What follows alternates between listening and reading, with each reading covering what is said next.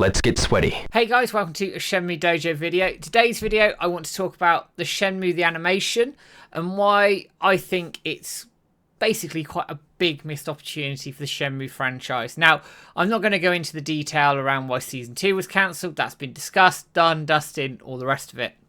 I want to look a little bit around the merchandising, the home release, the cross-promotion between the games, the issues with the rights, all that sort of thing that's left, in my opinion, a lot of money on the table, and what I may have done differently, or at least give some suggestions of what they could have done had they get their time back.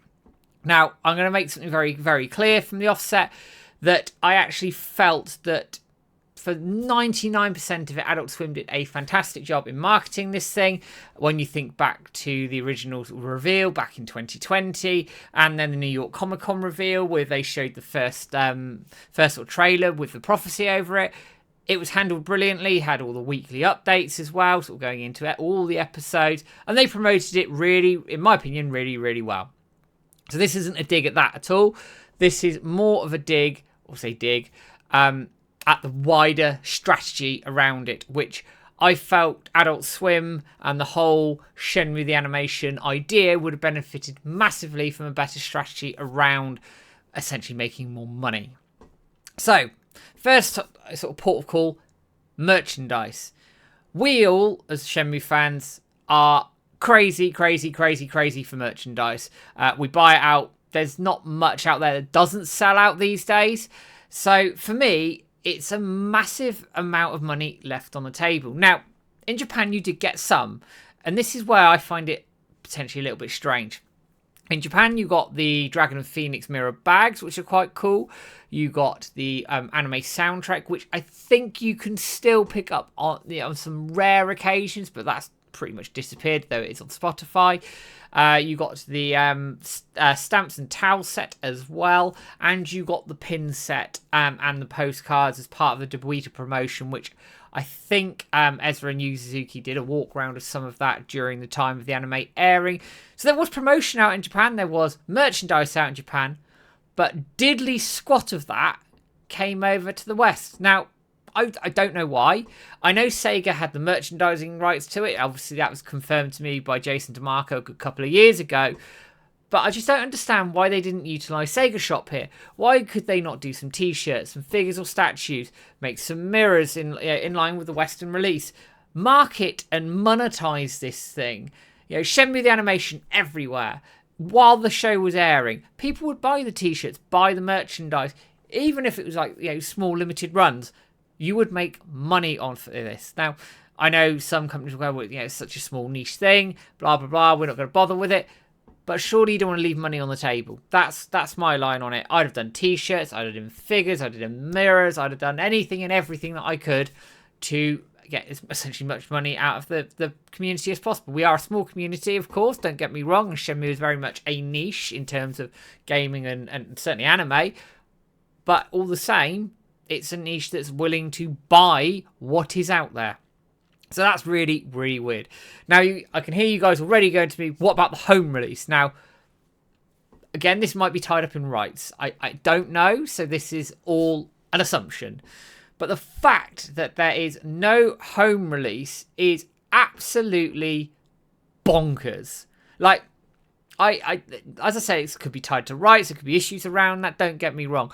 But why not do a limited run home release where you get like some collector's trinkets, you get some of the bits and pieces with it? There's plenty of bespoke sort of anime production companies out there these days that could make something like that. Now you obviously have to negotiate the rights for such a thing, don't get me wrong, but again, it's money left on the table. There is no way outside of Crunchyroll, which is only the Japanese dub, the English dub currently has been lost to legal methods at least of obtaining this thing.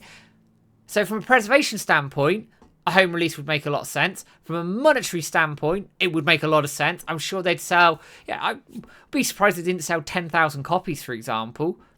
Do a limited run of them. You'd easily make that back. The Shenmue anime was getting about 240,000 views on average, just on Adult Swim alone. That's not counting the Crunchyroll figures, which are alleged to be around 1 million a week. So surely,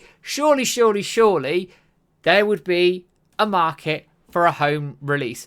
in terms of making money, and also in terms of just downright preserving this thing. Certainly through legal methods anyway, but enough said about that, the better. Then I'm coming on to, again, another really missed opportunity here is the anime and the games cross-promotion. Now, Spaghetti on our staff, if you remember back when this was being put together, when they released, I think the premiere trailer, if my memory serves correctly, you had the cave scene being shown off. What Spaghetti did was showed off the cave scene from Shenmue 1, or Shenmue 2 rather, ignore me, Shenmue 3, and the anime, all in real time together. Now, that was obviously a good comparison, but I don't understand why they didn't do any sort of cross-game promotion here. And this could also link into a home release potentially as well. So, for example, for signing up to Crunchyroll, why not knock off a few, £5, £10, or even give a free code to Shenmue 1 and 2, or even 1, 2, and 3 if you could negotiate something like that. And I appreciate this sort of thing has to be negotiated and talked about, but why not? People are signing up for Shenmue potentially. Encourage it. Encourage them to play the games. Encourage them to sample the other side, the other media that's around it. And then you grow your fan base. And then potentially you make other things more viable. I don't know. With a home release, you then could obviously have a code for the games. You could include money off for the games. Anything that does cross-promotion encourages people that after they've watched the anime to pick up the games 1, 2, 3, or just 1 and 2, or 3, whatever it is. Encourage people to pick this up and grow your fan base. I really think they missed a trick here. Now, I obviously don't have figures on how many people who watched the anime then went on to play the games for the first time. I don't know. There were some new fans obviously gained from this. It did gain some traction, but it would have gained far more traction in my mind if they'd have had some anime games cross promotion. Again, though, it comes down to rights, but again, it feels like some of the decisions, and I appreciate I know nothing about this, but it feels like some of these decisions almost were like left, didn't really think about it, wasn't on the table, and they sort of did the anime, and then the strategy around the wider monetization of this thing outside of what Adult Swim were doing, and outside the Japan merchandising was non-existent. Now, I don't know where the blame for that lies.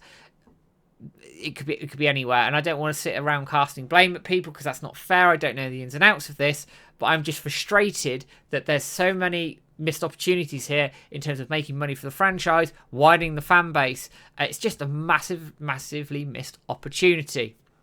On that note, I want to talk a little bit about the rights to this thing. Now, it seems, from what I can understand, there's at least 3 sort of rights holders, stakeholders in this thing. You've got Sega, you've got Adult Swim, who are obviously owned by Warner Brothers Discovery, and you've got Crunchyroll, who were originally owned by the Discovery Group and then got sold off and now are in direct competition with Adult Swim, and it's all got really quite messy. The issue here is you're obviously going to need, I think, and again I'm making an assumption, 3 parties to agree whatever's happening.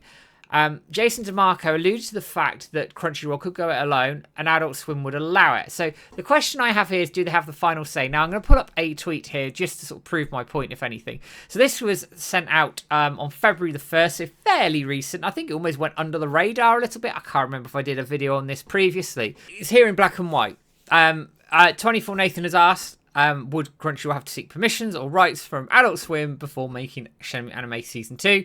Jason DeMarco has come back to say yes, and we would grant them, but they would never do it. He's then asked why they'd never do it, but obviously we never really got an answer. So, just sort of between the lines, it sounds like one of the two of them could do it, potentially. Whether Adult Swim have more of a say of it, I really do not know. It's never been made clear, certainly publicly, who holds what outside the merchandising rights, which we know are held by Sega. So, getting the things that I've mentioned in a Season 2 sound like, and is very typical for Shenmue over the years, there's a lot of fingers in the pie here, which dilute any profitability for each people, and then they go, oh, do you know what, I'm not particularly interested in this. It's quite messy is what I'm getting at. So, final thoughts, and this is going to be very short.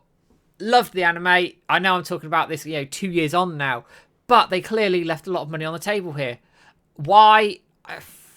I don't know. Lack of strategy, lack of willingness to do it. I couldn't say, but it's a crying shame they didn't do more with the anime in terms of merchandising this thing, merchandising the fans, and looking to grow the fan base not just from showing the anime, but merchandising it as well.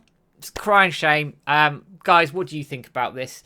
Could they have done more with it? What would you have had them do? Outside the merchandise and the home release, etc. Is there anything else I haven't talked about they could have done when looking to market and merchandise the anime?